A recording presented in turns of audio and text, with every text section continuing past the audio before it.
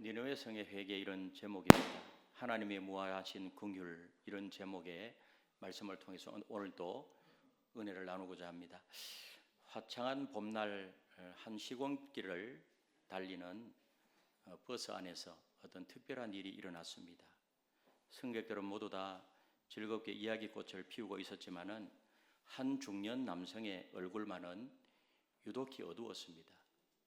굉장히 어둡고 얼굴이 수심이 가득했습니다. 궁금해진 한 승객이 다가가서 물었습니다. 이렇게 좋은 날씨 왜 그렇게 근심이 가득해 보입니까? 그 남성은 무거운 목소리로 대답했습니다. 저는 중죄를 짓고 몇 년간 감옥에 있었습니다. 오늘 출소를 했는데 며칠 전에 아내에게 편지를 했어요. 내가 집으로 돌아가는 버스를 탈 텐데 당신이 만약 나를 용서할 수 있다면 우리 집 앞에 있는 큰 나무에 노란 손수건을 매달아 주세요. 만약에 손수건이 없다면 그냥 떠나겠소. 버스가 모퉁이를 돌자 승객들 모두가 탄성을 질렀습니다. 소리를 쳤어요. 왜 그랬을까요? 그제밤 나무에는 이 노란 손수건 하나만 걸려 있는 것이 아니고 여러 개가 바람에 나부끼고 있었기 때문입니다. 여러분, 이 이야기는 우리를 향하신 하나님의 크신 사랑을 보여줍니다. 아무리 큰 죄를 지었다고 해도 진정으로 돌이키게 되면 기꺼이 용서하시는 하나님의 마음이 담겨져 있습니다. 우리가 살펴보고 있는 요나서의 이 느느웨 이야기는 바로 이러한 하나님의 용서와 사랑을 보여주는 더욱 위대한 기록입니다. 오늘 본문에 보니까 악독이 가득함에도 불구하고 진정으로 회개해서 하나님께 용서받는 한 성읍에 대한 이야기가 기록되어 있습니다. 그 성읍을 뭐라고 말하죠? 느느웨 성. 요나가 물고기 뱃속에서 참여하며 기도할 때에 하나님께서는 물고기에 명하여 요나를 육지에 토하게 했습니다. 그리고 요나에게 하나님께서는 두 번째로 나타나셔서 말씀했어요. 2절에 보니 일어나 저 큰 성읍 니느웨로 가서 내가 내게 명한 바를 그들에게 선포하라 하신지라. 처음에도 하나님께서 요나에게 나타나셔서 저 큰 성읍 니느웨로 가서 그들에게 회개를 선포하고 그리고 하나님의 그 말씀을 그대로 전해라. 그 불순종했죠. 죽을 고생을 하고 이제 물고기 뱃속에서 다시 나와서 두 번째로 하나님께서 똑같은 명령을 요나에게 했습니다. 요나는 이제야 하나님의 말씀대로 순종해서 니느웨로 갔습니다. 그리고 성에 들어가서 하루 동안 다니면서 외쳤습니다.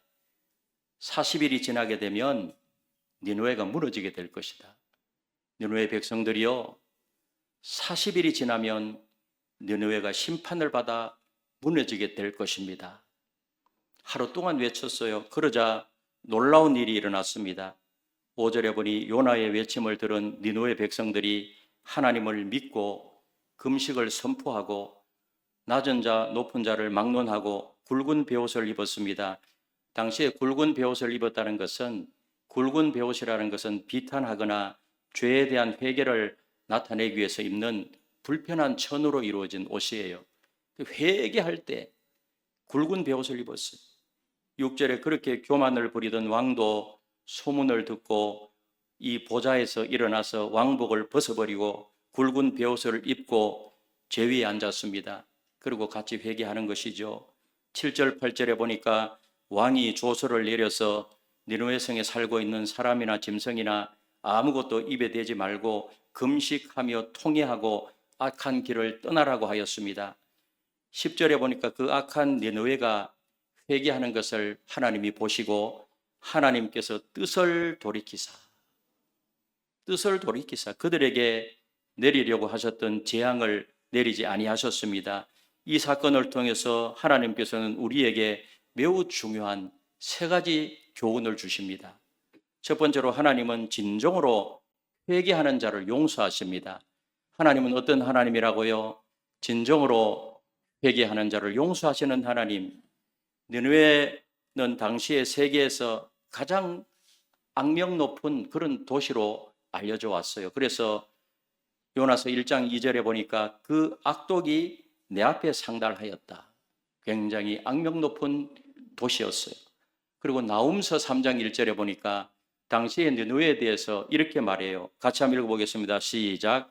화 있을진저 피의 성이여 그 안에는 거짓이 가득하고 포악이 가득하며 탈취가 떠나지 아니하는도다. 피의 도성이여. 당시의 느느웨 성이 피의 도성이었어. 그 안에는 거짓이 가득하고 포악이 가득하고 탈취가 떠나지 아니하는도다. 그래서 니느웨 성의 잔혹성과 폭력성은 당시에 온 세상에 알려져 있었습니다. 그러나 하나님은 이런 니느웨에도 회개할 기회를 주셨습니다. 하나님은 요나를 통해서 심판의 메시지를 전하셨지만은 그 속에는 회개하면 용서받을 수 있다는 희망이 담겨져 있었습니다. 여러분, 우리 하나님은 은혜가 풍성하신 하나님이요 자비로우신 하나님이요 노하기를 더디하시는 하나님이요 인애가 크신 하나님이심을 믿으시기를 바랍니다.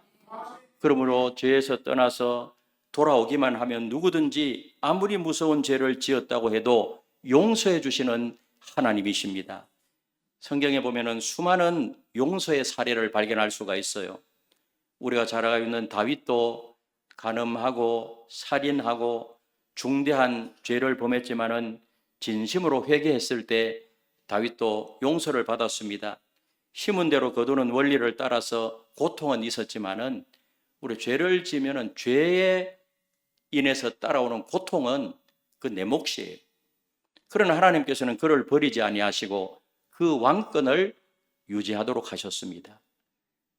우리가 잘 알고 있는 누가복음 15장에 탕자의 비유가 나와요.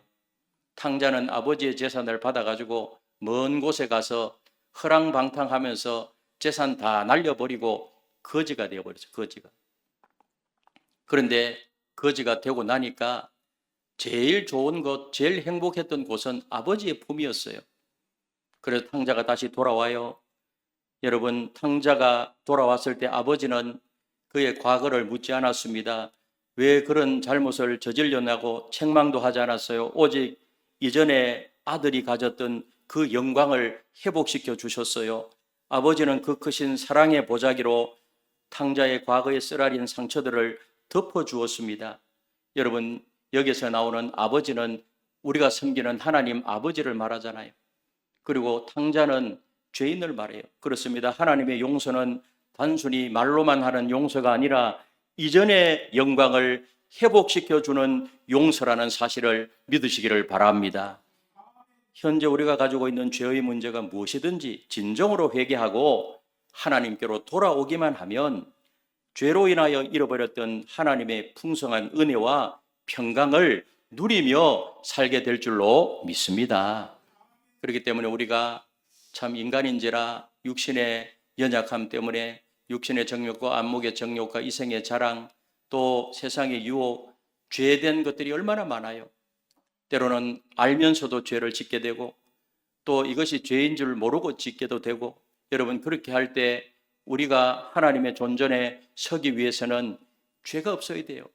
성결하고 거룩해야 되는데 그때마다 그 죄의 문제를 놓고 하나님 앞에 회개하게 되면 오늘날에도 살아계신 하나님 아버지께서 예수 그리스도의 십자가의 보혈로 씻고 자백하게 되면 어떠한 죄를 지었다고 할지라도 진정으로 회개한다면 우리 하나님이 다시 받아주시고 회복시켜 주시고 새롭게 모든 것 풍성한 은혜와 평강을 누리며 살 수 있도록 인도하신 하나님이심을 믿으시기를 바랍니다.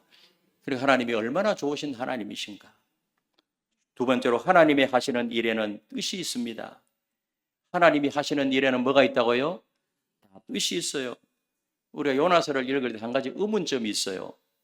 어떻게 그렇게 악독이 가득한 성읍이 별 볼 일 없는 한 선지자가 하루 동안 외쳤을 때 즉각 회개하는 역사가 일어날 수 있었는가?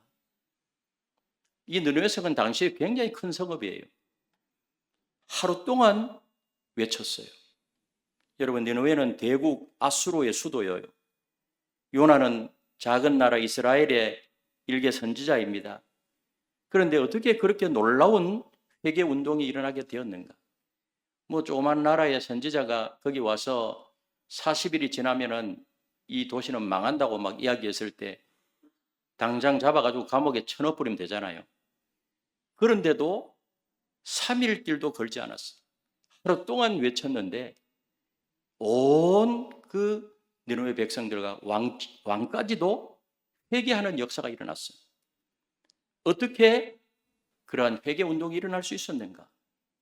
그에 대한 해답이 있습니다. 하나님께서 요나를 니느웨 성에 보내기 전에 회개할 수 있는 여건을 이미 마련해 놓으셨어요. 아수르 역사 기록을 보면 하나님께서는 니느웨 회개를 위해서 미리 준비하고 계셨음을 알 수가 있어요. 요나가 명령을 받을 당시에 아수르에는요, 무서운 재앙과 기이한 자연 현상으로 인하여서 두려움과 공포에 떨고 있었습니다. 주전 765년에서 759년에 큰 전염병이 돌아가지고 수많은 사람이 죽었어요. 오늘날로 하면 코로나와 같은 그런 전염병이 돌아가지고 많은 사람들이 목숨을 잃었습니다. 그리고 주전 763년에는 완전한 일식 현상이 있어가지고 또 하늘과 땅이 어두워지기도 했어요. 오늘날은 과학이 발달해서 일식의 현상을 거기에 어떤 종교적인 의미를 부여하지 않습니다. 그러나 당시의 아수르는요, 하늘의 일월 성신을 섬겼기 때문에 일식으로 인하여서 천지가 어두워진다고 하는 것은 심판의 전조로 여겼어요. 심판의 전조로.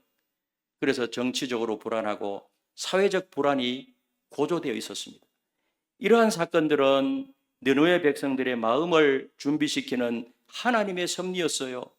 요나가 외친 메시지가 즉각적인 반응을 얻을 수 있었던 것은 이러한 하나님의 사전 작업이 있었기 때문에 바로 때가 되었어요. 이미 하나님은 다 그렇게 사전 작업을 해놓으셨어요.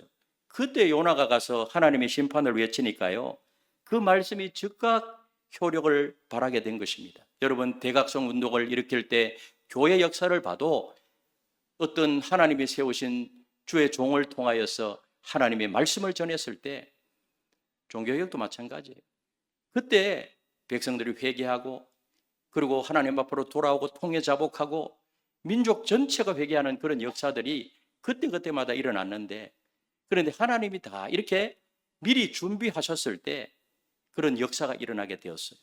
우리 예수님이 이 땅에 오실 때도 때가 참에 우리 주님이 이 땅에 오셨어요. 그 당시에 헬라 제국을 통해서 그리스어가 세계 공용어가 되고요, 로마 제국을 통하여서 도로가 다 뚫려지게 되고 모든 길은 로마로 통하게 되고, 그 예수님이 오셨을 때 복음을 증거할 때 그 언어라든지 또 그 길이라든지 이런 것을 다 하나님께서 만들어 놓으시고, 그리고 예수님이 이 땅에 오셨단 말이에요. 때가 있는 것입니다. 그러므로 하나님께서 하시는 일에는 다 뜻이 있습니다. 하나님께서는 요나를 니느웨 성으로 보내실 때에 이미 니느웨 성이 복음을 받아들일 준비를 갖추고 있었습니다. 요나가 어때요? 가서 외치기만 하면 구원의 역사가 일어나게 되어 있었습니다. 니느웨 성이 회개할 것을 준비하여 놓으시고 요나에게 가서 외치라고 말씀하시는 하나님, 그분이 바로 오늘날 저와 여러분이 믿는 동일한 하나님 아버지이심을 믿으시기를 바랍니다. 하나님께서 우리에게 순종을 요구하시는 말씀들은 때로는 이해가 되지 않는 그런 말씀도 있어요. 여러분, 하나님께서 우리의 걸음을 인도하실 때 고난과 역경이 연속되어서 고통스러울 때도 있습니다. 그러나 하나님의 인도하심에는 다 뜻이 있다는 사실, 그러므로 하나님 하시는 일에는 뜻이 있음을 기억하고 그저 겸손하게 하나님과 하나님 말씀에 순종하는 그런 믿음이 되시기를 주님의 이름으로 축복합니다. 요셉의 삶도 그래요. 요셉의 삶도. 우리 요셉의 일생을 우리가 알고 있지 않습니까? 참 젊은 나이에 형들의 미움을 받아가지고 아예 형들은요, 질투가 많아가지고 동생 요셉을 그냥 죽이려고 했어요. 그 구덩이에 던져버렸잖아요. 그런데 이제 애굽의 노예로 팔아버렸어요. 조금이라도 돈이라도 벌자 하면서 애굽의 종으로 팔려가고 억울하게 감옥에 갇히고 수많은 그런 고난을 겪었지만은 요셉이 어떻게 했느냐? 여러분들이 노예로 팔려가고 억울하게 감옥에 갇히고 그렇게 하면은 감옥 속에서 여러분들은 뭐 하실 거예요? 내가 이 감옥에서 나가기만 해봐라. 이를 갈면서 나를 이렇게 했던 사람 어떻게 해야 돼요? 일부에는 죽여버리겠다 이러더라고요. 그 일반적인 사람들의 모습. 그런데 요셉은요, 복수의 칼을 갈지 않았어요. 누명을 쓰고 감옥에 들어갔음에도 이 보디발의 아내를 원망하지 않았어요. 요셉이 뭐가 잘못해요? 보디발 아내가 그 당시에 좀 인물이 좋았던 것 같아요. 그래 막 꼬시잖아요. 오늘 하룻밤만 같이 있자고. 요셉이 내가 하나님 앞에서 어떻게 그럴 수 있느냐 하면서 도망쳤거든요. 그러니까 자기 남편한테 요셉이 나를 겁탈했다고 그렇게 뒤집어 씌워가지고 감옥에 쳐넣은 거 아니에요. 얼마나 억울해요. 비참한 종살이와 이런 감옥살이를 할 때도 자기 자신의 처지에 대해서 조금도 불평하지 않았어요. 오히려 주어진 삶에 최선을 다해서 최선을. 여기에도 하나님의 뜻이 있겠지. 후에 형들이 요셉을 찾아오잖아요. 찾아오니까 총리가 돼가지고 내가 당신들의 동생이요 이렇게 하니까 형들이 얼굴에 사색이 돼가지고 이제 우리는 다 죽었다. 어? 나를 저 동생을 팔아넘긴 제가 우리를 그냥 놔둘 리가 없다. 근데 요셉은 어떻게 했어요? 요셉은 그들을 용서했을 뿐만 아니라 오히려 그들을 위로했어요.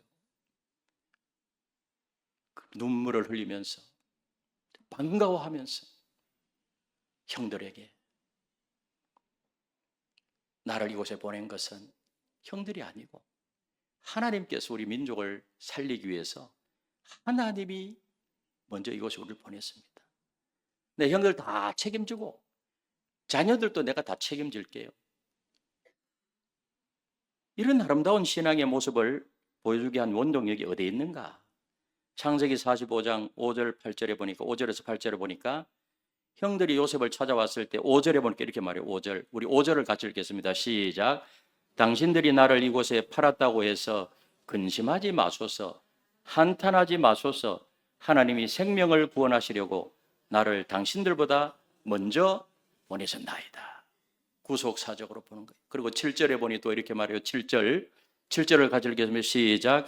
하나님이 큰 구원으로 당신들의 생명을 보존하고 당신들의 후손을 세상에 두시려고 나를 당신들보다 먼저 보내셨나니.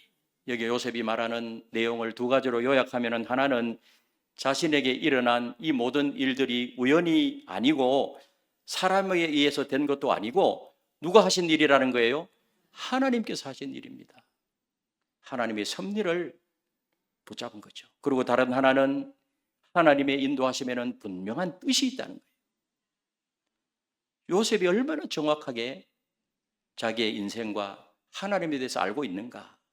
그렇습니다. 우리의 인생길을 걸어갈 때 만나는 수많은 고난과 역경 중에 진실한 그리스도인의 모습을 보여주기 위한 그런 삶을 살려면 이 두 가지가 확실해야 돼요. 먼저 모든 일들이 하나님의 섭리 가운데 이루어진다는 것.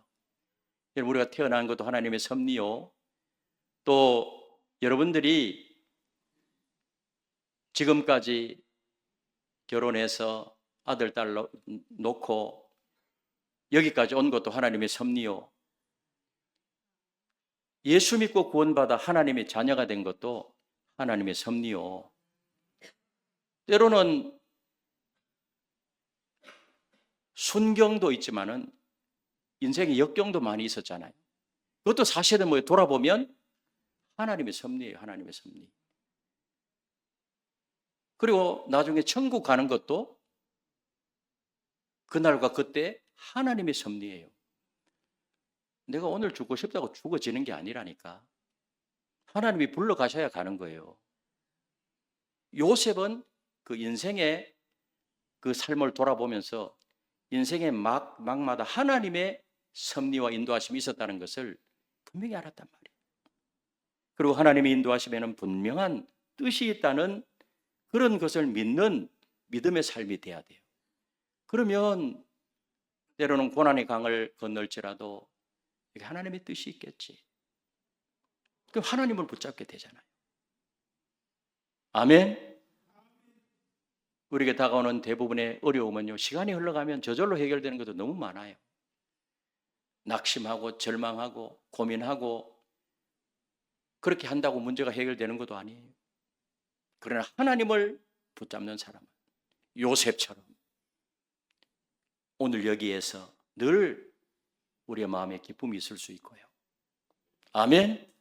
감사가 있게 되고, 아멘.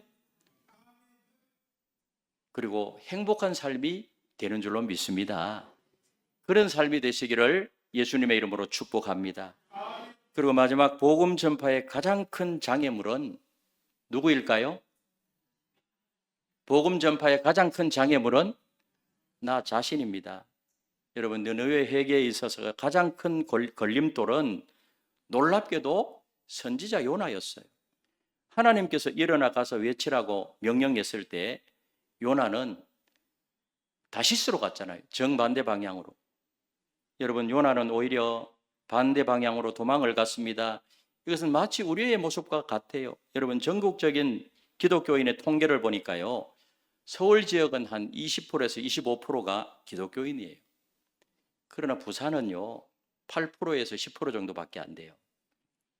왜 이런 차이가 있을까? 이 부산의 복음화를 가로막는 것이 도대체 무엇일까? 여러분, 부산의 복음화를 가로막는 것이 뭐라고 생각하십니까? 불교 사찰이 너무 많아서 그럴까요? 무당과 점쟁이가 너무 많아서 그럴까요? 유흥업소가 너무 많아서 그럴까요? 부산이 아무리 많아도 서울보다는 적을걸요? 물론 이런 것도 장애물이 될 수가 있어요. 그러나 가장 큰 장애물은 영적으로 어두움 가운데 있는 그들을 향해서 나아가지 않는, 바로 복음을 전하지 않는 우리 자신이라는 거예요. 요나와 같은 나. 손을 한번 들어보세요. 요놈의 나가 가장 큰 장애물이라는 거예요.